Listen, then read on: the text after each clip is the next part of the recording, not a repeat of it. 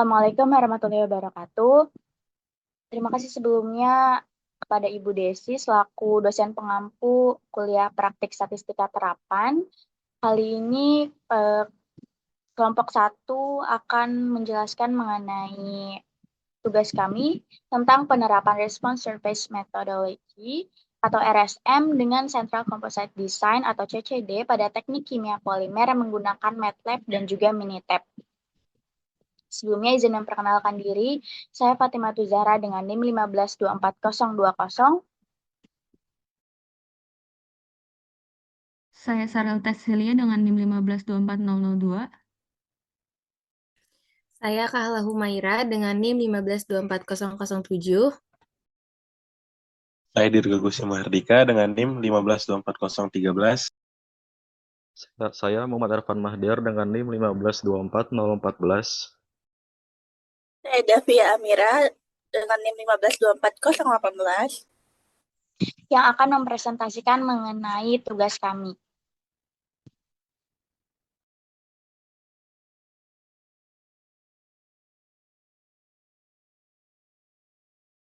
Kita akan membahas mengenai latar belakangnya, di mana si nanokomposit ini merupakan material yang paling banyak digunakan sebagai sensor fleksibel karena memiliki sifat mekanik dan listrik yang baik.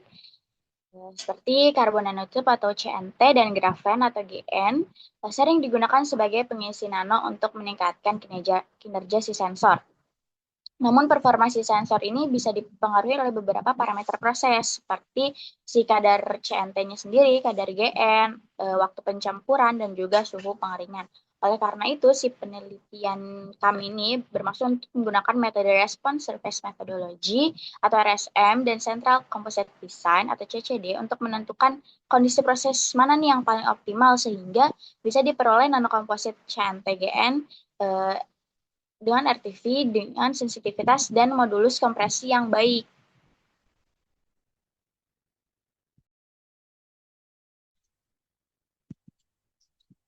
Selanjutnya, untuk tujuan penelitiannya, kita bisa mengetahui pengaruh kadar CNT, kadar GN, waktu pencampuran, dan suhu pengeringan terhadap sensitivitas dan modulus kompresi.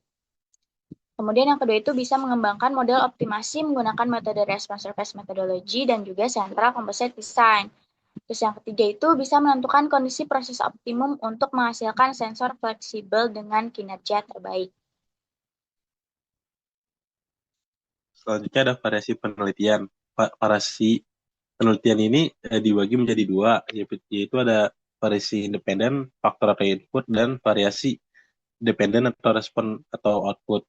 Jadi variabel independen merupakan parameter yang diatur selama proses eksperimen, sedangkan variabel dependen merupakan hasil yang diamati untuk mengetahui pengaruh perubahan faktor terhadap karakteristik nanokomposit CNT atau GNRTV. Nah, penelitian ini menggunakan metode Response Surface Methodology atau RSM dengan desain Central Composite Design untuk menganalisis hubungan antara faktor, proses, dan respon yang dihasilkan. Selanjutnya ada tabel faktor atau input penelitian. Jadi, faktor input penelitian ini terdiri dari 4 variabel. Yang pertama itu ada CNT. Nah, CNT ini berfungsi sebagai bahan pengisi konduktif untuk membantu membentuk jalur listrik dalam matriks polimer. Yang kedua itu ada kandungan grafen atau GN, yaitu yang mendukung pembentukan jaringan konduktif bersama CNT. Yang ketiga itu ada waktu pencampuran. Waktu pencampuran ini berpengaruh terhadap pemerataan CNT dan GN dalam matriks. Yang keempat itu ada suhu pengeringan, yaitu sesuatu yang memengaruhi proses pengeringan dan pembentukan struktur akhir komposit.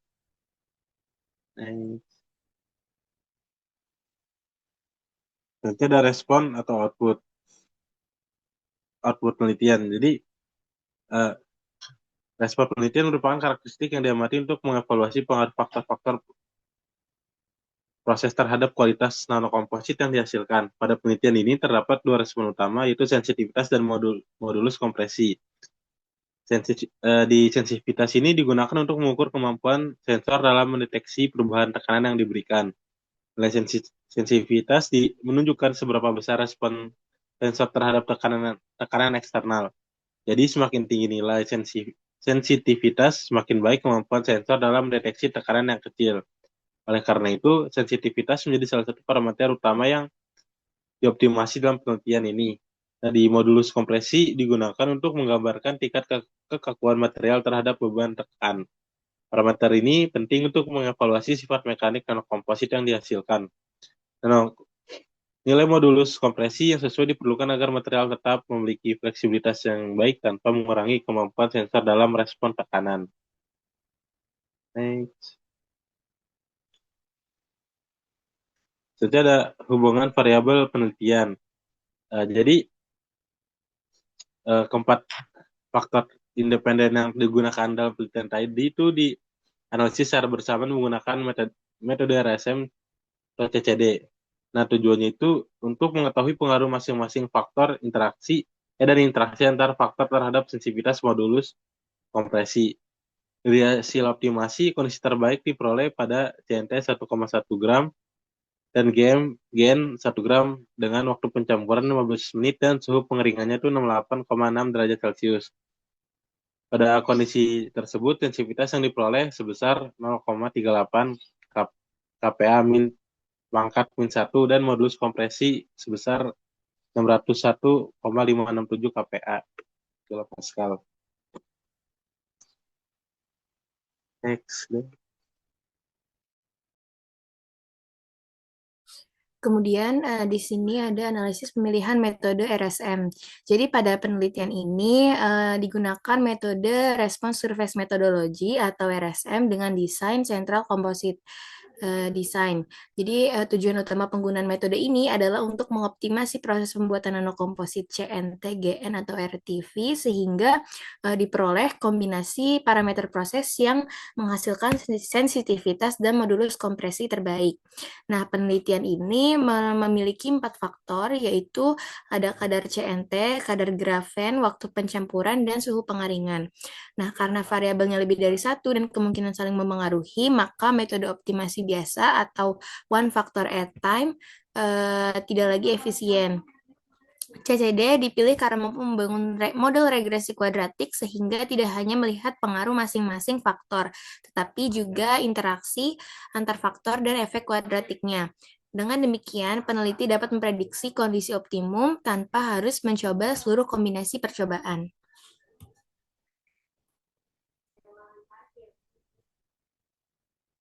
Kemudian CCD memiliki beberapa kelebihan. Yang pertama, mampu membangun model regresi orde 2 atau kuadratik.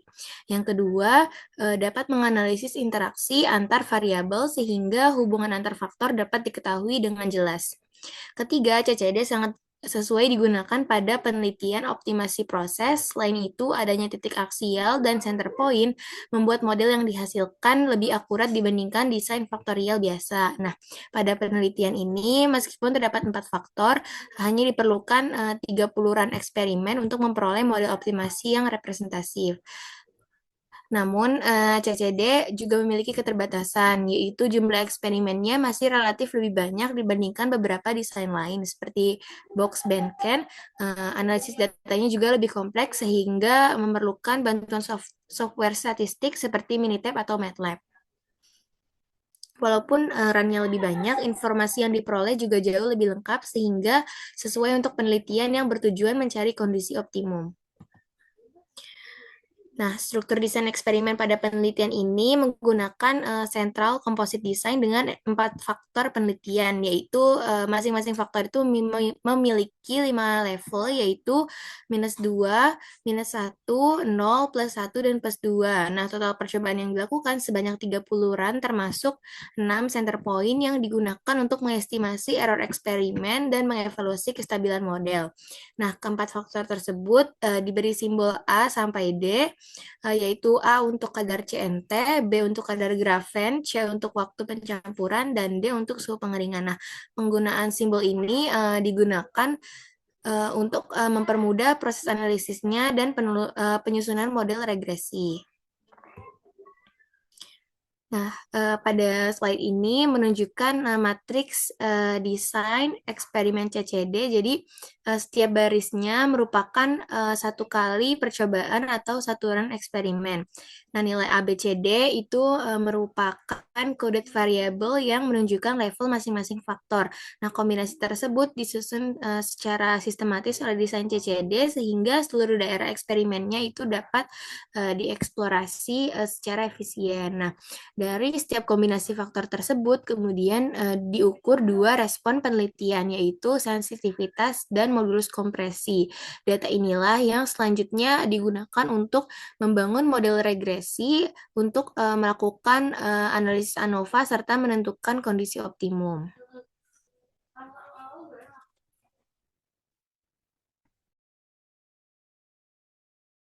Selanjutnya ada coding variable.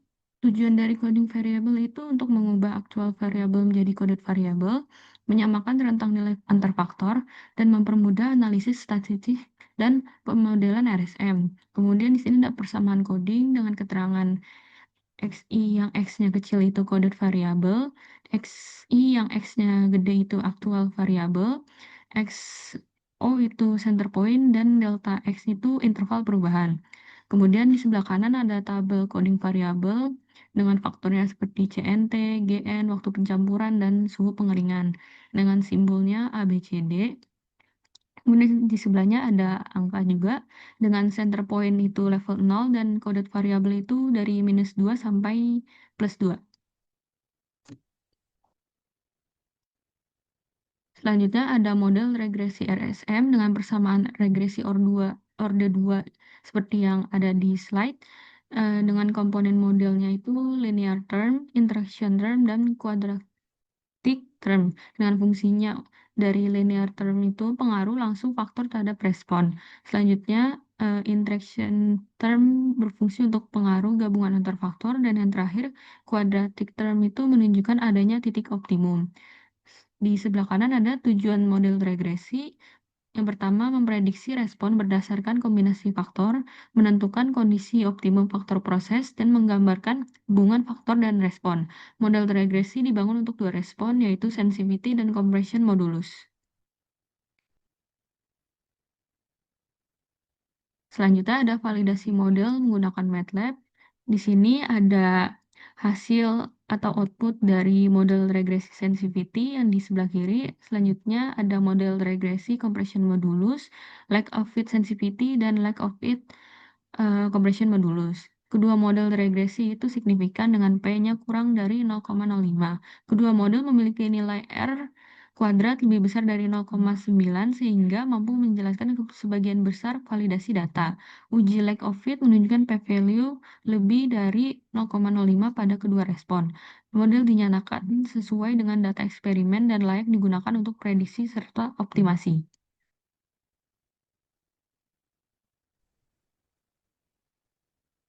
Pada slide ini didapat analisa ANOVA dengan menggunakan MATLAB. Bisa dilihat pada tabel R square sebesar 0,9634, adjusted R square 0,9292, F statistik 28,1787, dan p-value sebesar 0. Lanjut. Lalu di jurnal terdapat dua parameter, yaitu sensitivitas dan modulus kompresi dengan nilai R kuadrat, adjusted R kuadrat, F statistik, p-value model, F lack of fit, dan p-value log yang berbeda-beda. Pada sensitivitas, hasil analisis menunjukkan bahwa model memiliki F-value sebesar 28,2 dengan P-value sebesar 3,18 kali 10 pangkat min 8. Nilai F yang tinggi menunjukkan bahwa model mampu menjelaskan variasi respon dengan baik, dan nilai P-value lebih kecil dari 0,05 menunjukkan bahwa model signifikan secara statistik. Pada modulus kompresi, nilai F sebesar 11 dengan P-value sebesar 1,78 kali 10 pangkat min 5 menunjukkan bahwa model regresi signifikan secara statistik. Lalu untuk nilai R kuadrat dan adjusted R kuadrat, pada sensitivitas model menghasilkan nilai R kuadrat sebesar 0,963, yang berarti 96,3% variasi respon dapat dijelaskan dengan model. Nilai adjusted R kuadrat sebesar 0,929 menunjukkan bahwa model tetap memiliki kemampuan yang baik dalam menjelaskan respon.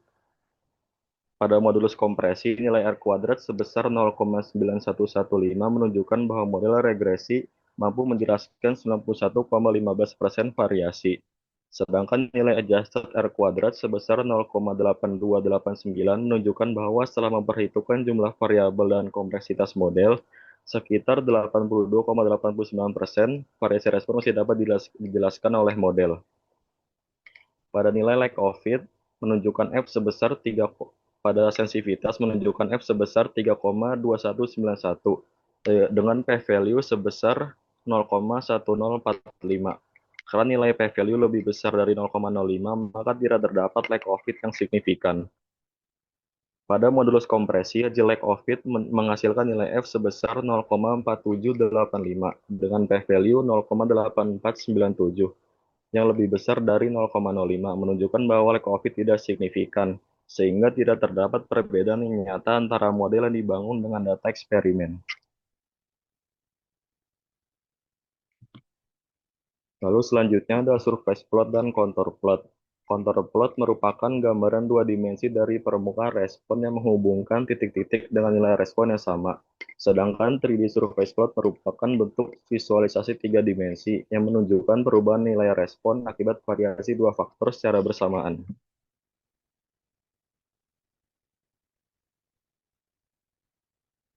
Pada jurnal terdapat contour plot dan surface plot dari variabel CNT dan GN terhadap sensitivitas. Bisa dilihat pada gambar, sensitivitas dipengaruhi oleh interaksi antara kandungan CNT dan kandungan GN. Peningkatan kandungan CNT dari 0,7 gram menjadi 1,1 gram menyebabkan sensitivitas meningkat.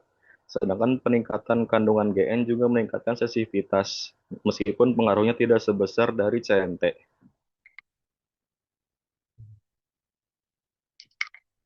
Lalu pada gambar ini juga ditampilkan kontur plot dan surface plot antara CNT GN terhadap modulus kompresi. Bisa dilihat peningkatan kandungan CNT dan GN cenderung meningkatkan modulus kompresi.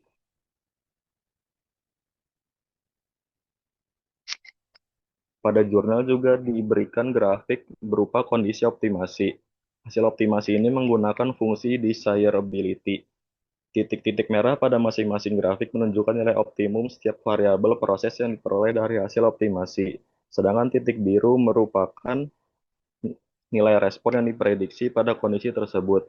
Hasil optimasi menunjukkan bahwa kandungan CNT berada pada nilai 1,1 gram, kandungan GN berada pada nilai 1 gram, variabel waktu pencampuran memiliki nilai optimum sebesar 15 menit, dan suhu memiliki nilai optimum 68,6 derajat Celcius. Dan sensitivitas yang dihasilkan sebesar 0,385 dan modulus kompresi yang dihasilkan sebesar 601,567. Lalu kelompok kami membuat contour plot dan surface plot menggunakan Minitab. Dapat dilihat sensitivitas meningkat seiring dengan bertambahnya konsentrasi CNT, ditunjukkan oleh perubahan warna dari hijau menjadi hijau tua ke arah kanan grafik. Sedangkan pengaruh GN terhadap sensitivitas relatif lebih kecil, namun kombinasi GN pada kisaran 0,8 hingga 0,9 dengan CNT yang tinggi, sekitar 1 hingga 1,1, menghasilkan sensitivitas tertinggi. Sebaliknya, kombinasi CNT dan GN yang rendah menghasilkan sensitivitas paling rendah. Lalu selanjutnya ada contour plot dan surface plot dari GN dan CNT terhadap modulus kompresi. Berdasarkan gambar di slide, nilai modulus kompresi relatif tinggi dan cenderung stabil pada hampir seluruh kombinasi CNT dan GN, ditunjukkan oleh dominasi warna hijau tua. Daerah dengan modulus kompresi tertinggi berada pada kombinasi CNT yang tinggi sekitar 1,1 dan GN sekitar 0,8 hingga 0,9. Sedangkan terdapat beberapa area lokal dengan modulus lebih rendah pada kombinasi CNT sekitar 0,8 dan GN sekitar 0,9, serta CNT sekitar 1 dan GN sekitar 0,7. Lalu kelompok kami melakukan optimasi sederhana menggunakan aplikasi Minitab dengan tools dari Taguchi Design, sehingga menghasilkan 3 grafik berikut.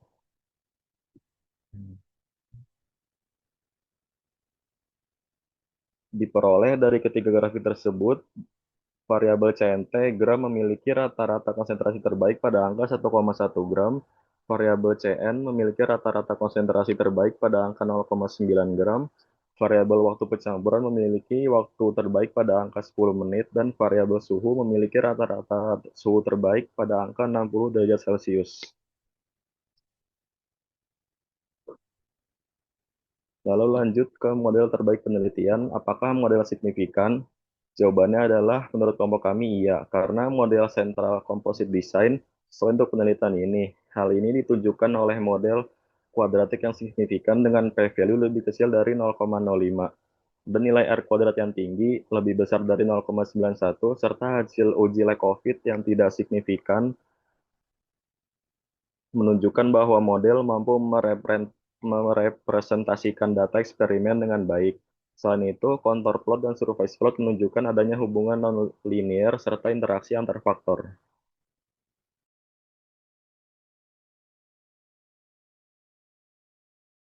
Selanjutnya, pada apa variabel paling berpengaruh? Nah, dilihat dari hasil tadi, variabel paling berpengaruh itu adalah suhu. Hal ini terlihat dari tabel Nippon Taguchi, di mana suhu memiliki nilai delta paling besar, yaitu 0,842 pada S per N rasio dan 21,7 pada min, sehingga berada pada rank 1. Nah, urutan pengaruh variabel yang paling berpengaruh itu adalah suhu, GN, CNT, dan waktu pencampuran. Suhu menjadi faktor dominan karena berhubungan langsung dengan proses pengeringan dan pembentukan struktur akhir nanokomposit CNT per GN RTV. Sementara itu, GN dan CNT berperan sebagai bahan pengisi konduktif, sedangkan waktu pencampuran memengaruhi pemerataan campuran.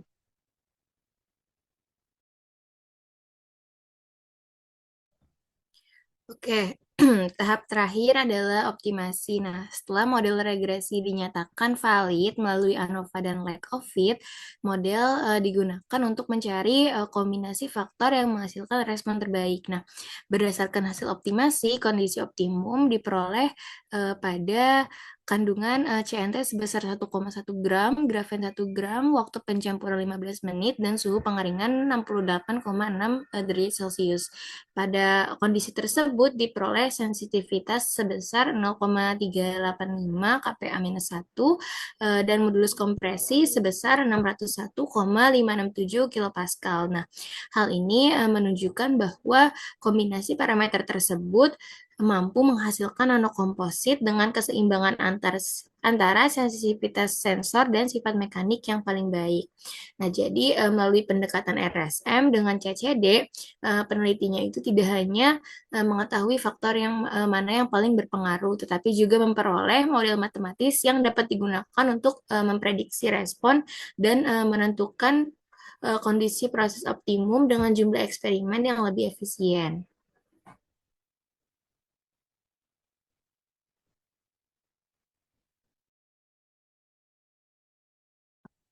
Selanjutnya ada variasi modern, di mana di sini ada perbandingan prediksi dan nilai aktualnya. Selain menganalisis residual, penulis jurnal juga membandingkan nilai prediksi model dengan nilai hasil eksperimen melalui grafik prediction versus aktual. Pada grafik ini terlihat bahwa sebagian besar titik berada di garis diagonal. Hal ini menunjukkan bahwa nilai yang diprediksi model itu memiliki kedekatan yang baik dengan hasil eksperimen, sehingga model dapat menggambarkan kondisi penelitian secara akurat. Di grafik ini, yang grafik sensitivity itu sumbu X menunjukkan nilai residu, sumbu Y itu menunjukkan probabilitas normal, titik data mengikuti garis lurus sehingga residu berdistribusi normal. Hal ini menunjukkan bahwa model prediksi untuk sensitivitas sudah baik dan tidak memiliki penyimpangan yang berarti. Yang saja grafik compression modulus, di mana grafik ini juga memperlihatkan titik-titik residual yang berada di sekitar garis lurus. Artinya model untuk modulus kompresi juga memenuhi asumsi normalitas, tidak terlihat penyimpangan atau outlier yang signifikan, sehingga hasil prediksi model dapat dipercaya. Kesimpulan validasinya, hasil nama probability prop of residual dan prediction phase aktual itu model regresi yang dikembangkan dalam jurnal ini memiliki tingkat kecocokan yang baik terhadap data eksperimen.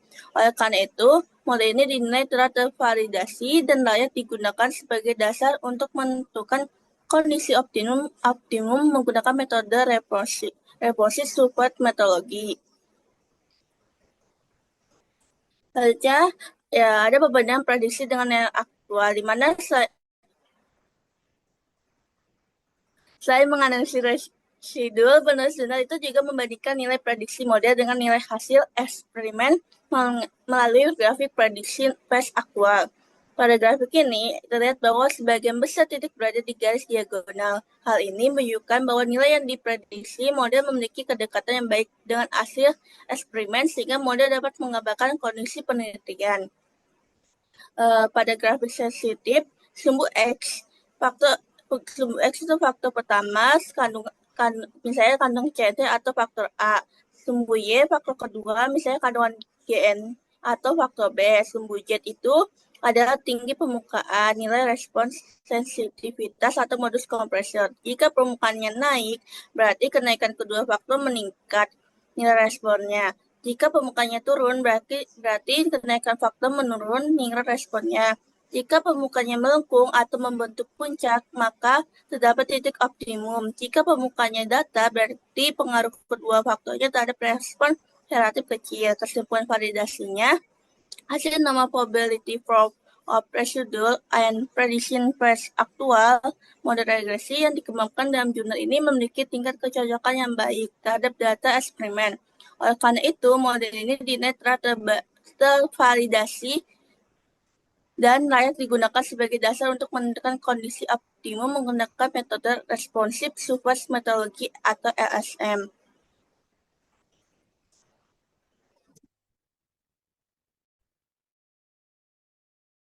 Oke, sekarang kesimpulan dari keseluruhannya itu seperti apa? Yang pertama, dari penelitian kami, akhirnya kami menemukan kondisi optimum atau resep terbaik lah untuk membuat material sensor kita itu jadi lebih baik. Di mana kita menemukan karbon nanotube itu sebanyak 1,1 gram, grafenat 1 gram, yang diaduk selama 15 menit, kemudian dikeringkan pada suhu 68,6 derajat Celcius. Itu untuk kondisi optimumnya. Terus hasil optimumnya itu bagaimana? Dari formula tersebut kita mendapatkan hasil terbaik untuk sensitivitas sensornya itu 0,385, di mana sensor cukup peka mendeteksi tekanan dan kekakuan materialnya 601,567 kilopascal, di mana materialnya cukup kuat tapi tetap masih fleksibel. Terus argumentasi ketiga, di mana faktor paling berpengaruhnya dari 4 faktor yang kita teliti ini, ternyata si kandungan CNT itu paling penting untuk membuat sensor jadi peka. Sedangkan kalau suhu pengeringan itu yang paling mempengaruhi si kekuatan materialnya. Kemudian yang keempat, model valid, di mana model matematika yang kita buat itu sudah kita ujikan dan bisa dipercaya. Jadi kita bisa pakai model ini untuk memprediksi hasil dan juga mencari kondisi terbaik tanpa harus mencoba-coba terus running banyak kerjaan. Terus RSM dengan CCD itu efektif, di mana metode RSM dengan CCD yang kita pakai terbukti berhasil mengoptimasi pembuatan nanokomposit ini dengan efisien dan juga hemat waktu serta biaya.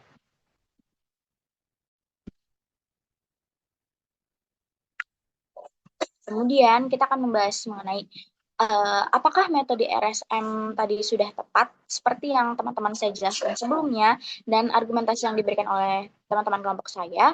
Menurut kami ya, menurut metode RSM ini sudah tepat digunakan dalam penelitian ini karena yang pertama,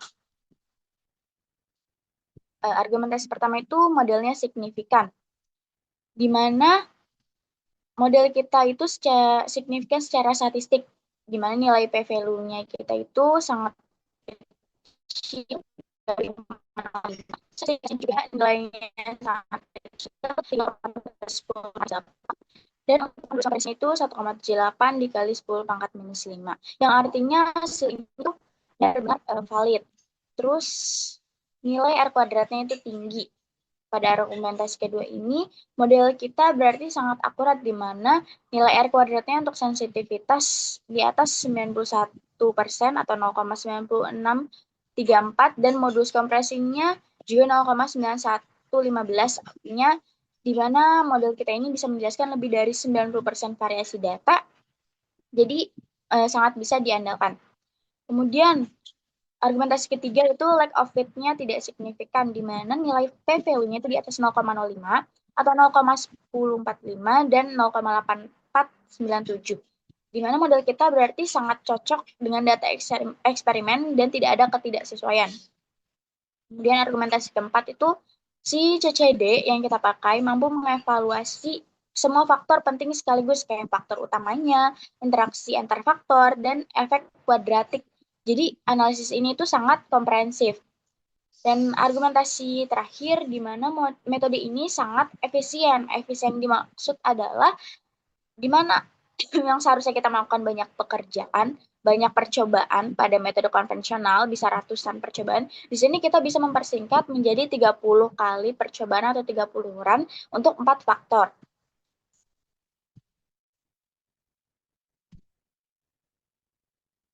Terus dari semua kesimpulan yang ada, apakah ada desain yang lebih baik menurut kelompok kami? Menurut kami, dari semua desain ada dalam RSM, CCD itu tetap yang paling tepat karena memberikan keseimbangan yang terbaik lah. Sekarang kita bahas kenapa sih CCD, kenapa yang lain itu kurang kompatibel. Yang pertama, untuk box band hand design. Sebenarnya ini bisa menjadi alternatif yang utama paling kami ajukan, karena kelebihannya itu bisa lebih efisien, jumlah percobaan juga bisa lebih sedikit, tapi sayangnya si BB ini nggak punya titik aksial, di mana kemampuan eksplorasi daerah eksperimen ini jadi lebih terbatas. Untuk penelitian yang kita jalani sekarang itu butuh eksplorasi yang luas, makanya si CCD ini lebih kompatibel. Terus untuk alternatif yang kedua, kemungkinan bisa pakai D-optimal design, di mana si desain ini bisa berguna kalau ada batasan praktis dalam eksperimen, kayak kombinasi faktor yang tidak mungkin dilakukan, dan untuk penelitian kita ini nggak ada batasan-batasan itu, makanya CCD aja udah kompatibel. Nah, yang ketiga, factorial design, di mana sebenarnya si factorial design ini bagus, tapi butuh jumlah percobaan yang jauh lebih banyak dan tentunya tidak efisien ya untuk penelitian ini. Secara kesimpulannya, si CCD tetap jadi pilihan yang terbaik untuk penelitian yang ini karena seimbang antara akurasi, kecakupan, dan juga efisiensinya. Terus perbaikan untuk penelitian lanjutan yang kemungkinan bisa ditambahkan itu bisa menambah variabel baru seperti jenis matriks polimer yang berbeda, dan variasi rasio antara si CNT dan juga grafen, atau metode dispersi yang berbeda. Nah, ini untuk kayak mengetahui apakah kayak ada faktor lain yang lebih signifikan kah dibanding tadi, kayak suhu dan lain sebagainya. Terus yang kedua, kayak eksperimen verifikasi, di mana eksperimen ini dilakukan pada kondisi yang optimum yang sudah kita temukan, untuk membuktikan kayak hasil prediksi model sesuai dengan hasil aktual yang ada di lapangan. Benar nggak ya yang kita udah cek ini berdasarkan perhitungan?